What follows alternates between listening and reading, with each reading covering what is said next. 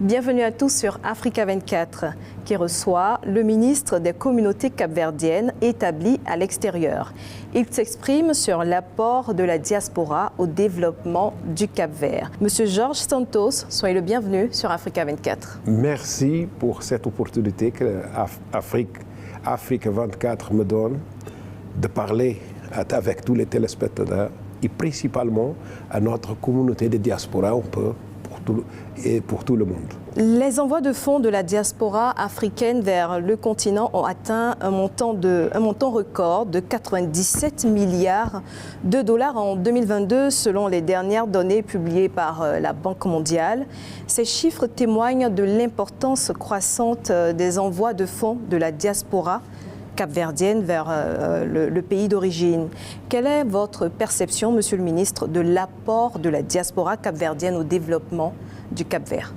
La diaspora Cap-Vert, c'est important. Et c'est évident que l'importance, c'est pas seulement au niveau financier, des remesses financières, des Capverdiens un peu qui habitent un peu pour tout le monde, mais aussi, c'est important, le capital humain. Parce que notre communauté de diaspora,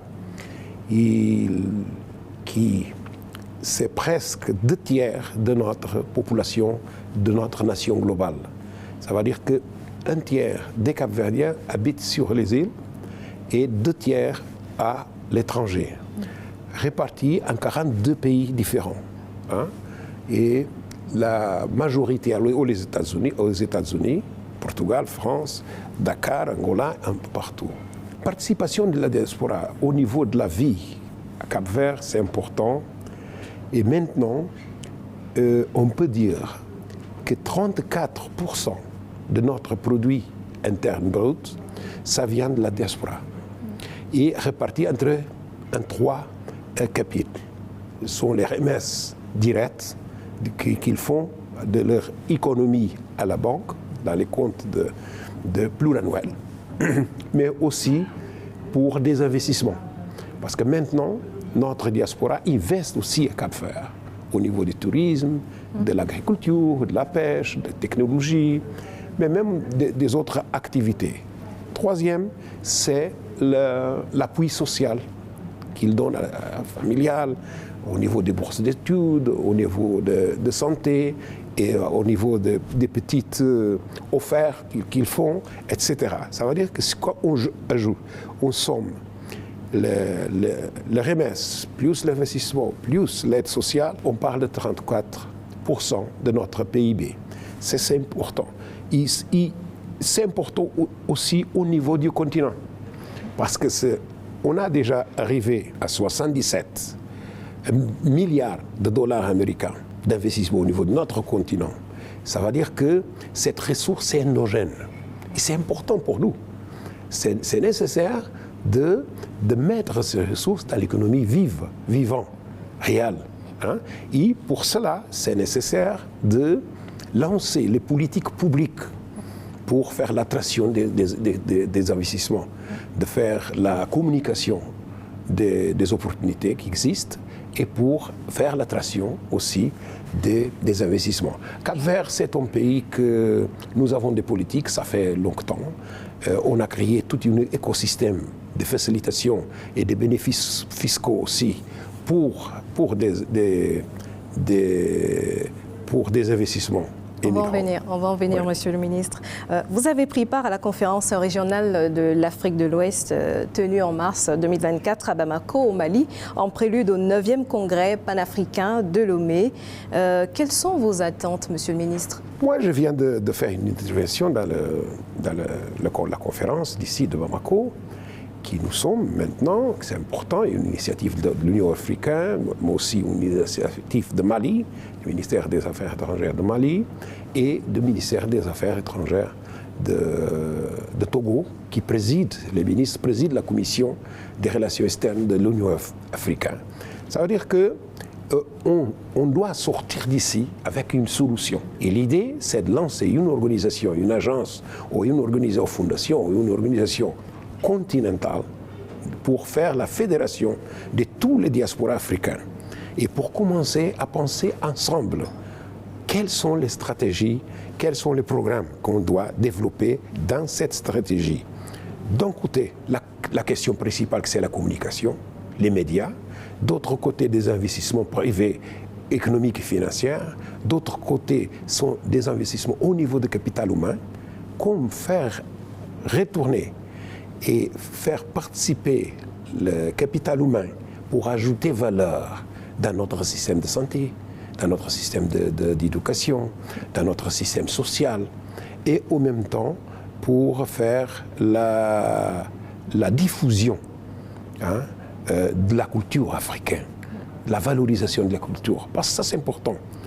La culture, c'est plus important. C'est le ciment qui lie les différents diasporas. Pour fédérer les diasporas africains, on a besoin de développer plus notre culture. C'est la chose c'est notre richesse, c'est notre culture. Comme ça, je pense que d'ici de Mabako, j'espère, c'est le chemin qui ont construit maintenant dans cette conférence, de sortir d'ici avec une solution qui doit être travaillée et pour présenter comme solution déjà finie à Togo au moment du congrès au mois d'octobre. Monsieur le ministre, la diaspora africaine ne dispose pas d'organisation fédérative. Donc selon vous, quelles sont les limites qui entravent la fédération justement des diasporas et quelles solutions proposez-vous? Non, il n'y a pas de limite. La question de cette organisation, c'est la volonté des différentes associations. Nous avons plusieurs associations des diasporas pour tous les pays du monde, l'Amérique, l'Europe, l'Afrique, l'Asie, etc. C'est de monter une fédération c'est la volonté des organisations de créer conditions pour leur fédérer, pour développer des programmes. Par exemple, on parlait pas beaucoup de médias. C'est nécessaire de définir une stratégie de médias. Comment faire pour avoir des télévisions, radios, des journaux, etc. Comment on peut faire cette... Là, ça, c'est possible avec un apport fort de nouvelles technologies de communication. C'est le digital. Ça veut dire que les plateformes digitales pour faire la promotion de toutes les conditions que nous avons, des opportunités et même aussi des conditions pour faire l'attraction. Ça veut dire que cette organisation doit être dynamique. Moi, je disais tout à l'heure qu'on ne peut pas perdre du temps. Nous, on se connaît, et les conditions sont là, c'est nécessaire de faire bouger. Parce que ça dépend de nous.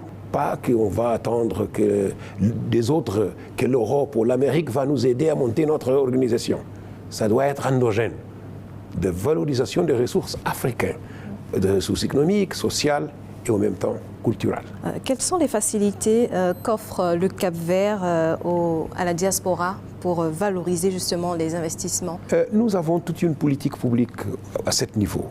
Nous avons un statut spécial pour la diaspora cap-verdien et dans les statuts spéciaux, ça vient des facilités, des exemptions fiscales, beaucoup de conditions pour faire venir pour les investissements.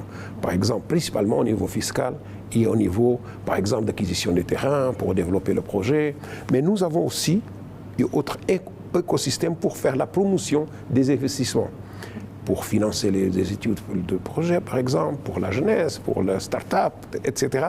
Il y a tout un système qu'on appelle Pro-Empresa pour donner le support principalement à les jeunes qui de seconde, troisième, quatrième génération, qui ne connaissent vraiment bien notre pays, pour profiter. Par exemple, nous avons une part technologique qui, avec tout un système d'incubation d'entreprises, des jeunes entreprises, des start-up, et ça sont les apports qu'on donne à les jeunes, à la jeunesse, mais pas seulement à la jeunesse, à tous les gens avec l'idée de business pour développer son. D'autre côté, sont les conditions financières, parce que nous avons des lignes de crédit aussi pour les investissements, ça c'est important. Parce qu'il y a quelqu'un avec sa économie à France, ou aux États-Unis, ou ici à Mali, ou quelque autre endroit, il profite il utilise sa économie, mais il doit le multiplier avec les conditions financières, pour aller à les systèmes de crédit. Et nous avons aussi des lignes de crédit pour donner support à le financement des projets, des petits, des moyens et des grands projets. Cet écosystème, c'est important, c'est de l'État. Voilà. Mais il y a autre stratégie que nous avons, qui c'est l'implication des investisseurs de diaspora au niveau du marché de capitaux. La bourse de valeur de Cap-Vert, il peut aussi investir au niveau des titres de la bourse, et on a créé une isention fiscale aussi pour cet achat. Ça veut dire que nous avons de bonnes conditions. Par exemple, s'il y a un Cap-Verdien à New York, pour mettre sa économie à la banque, en dépôt de long terme, et il ne gagne rien du tout, à Cap-Vert, il gagne. Parce qu'on met, par exemple, l'isention fiscale dans les dépôts de long terme. Ça, c'est un exemple typique qu'on donne pour retrater les conditions que nous avons. Et maintenant, le 34% de notre PIB, si on le transforme en numéro, par exemple, les chiffres, l'argent qui rentre à Cap-Vert chaque an de la diaspora dépasse déjà 500 millions de dollars américains. 500 par an millions de dollars américains. Quand on ajoute les dépôts long terme, les investissements et aussi la solidarité sociale. Un chiffre assez important. Ça, c'est important. C'est important pour un pays qui nous avons 1,5 million de Cap-Verdiens à l'étranger, notre diaspora, ça c'est important pour un pays de dimension de Cap-Vert. Quel est le message que vous lancez à ces investisseurs de la diaspora? Pour avoir des confiances au niveau de notre pays. Les choses plus importantes d'un investisseur, c'est la confiance. Confiance au niveau des institutions, confiance au niveau des institutions financières et aussi confiance au niveau du pays, de la paix, de la stabilité du pays, la démocratie et aussi de respect des droits de l'homme et de droits d'investissement. La liberté économique, la liberté individuelle, ça c'est important. Cap-Vert, c'est un pays maintenant stable, et c'est un pays de paix, prévisible, et on construit les conditions idéales pour des investissements. Notre message, c'est pour que toute la diaspora, mais pas seulement la diaspora, toute l'Afrique et tout ce qui veut investir à Cap-Vert, vous êtes tous bienvenus au niveau du tourisme, au niveau des transports, au niveau d'énergie, au niveau d'agriculture, de la pêche, etc., des technologies. Nous avons une très bonne place pour les investissements au niveau de l'Afrique de l'Ouest. Monsieur Georges Santos, merci d'avoir été l'invité d'Africa 24. Merci aussi pour la télévision Africa 24. C'est important de parler avec vous et de transmettre qu'est-ce qu'on fait à Cap-Vert pour intégrer notre diaspora au processus de développement du pays. Merci beaucoup. Merci, Monsieur le Ministre. Merci à vous de nous avoir suivis. C'était l'interview sur Africa 24.